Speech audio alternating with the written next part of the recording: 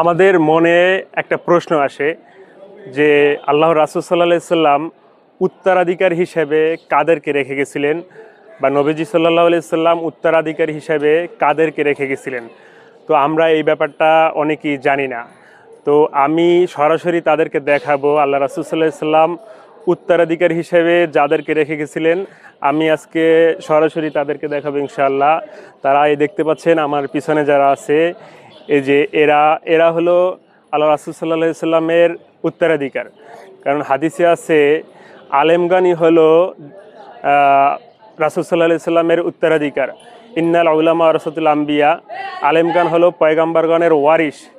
যারা আমরা জানি না আল্লাহ রাসূল সাল্লাল্লাহু আলাইহি সাল্লাম উত্তরাধিকারী হিসেবে কাদেরকে রেখে গেছেন, তারা অবশ্য এই ভিডিওটার মাধ্যমে অবশ্যই জানতে পারছেন যে এই যে আমার পিছনে দেখা যাচ্ছে এই যে আলেমরা, এরা ভবিষ্যতে আলেম হবে ইনশাআল্লাহ। এই যে তাদের ওস্তাদ সাথে আছে, তো এরাই হলো রাসূল সাল্লাল্লাহু আলাইহি সাল্লামের উত্তরাধিকার।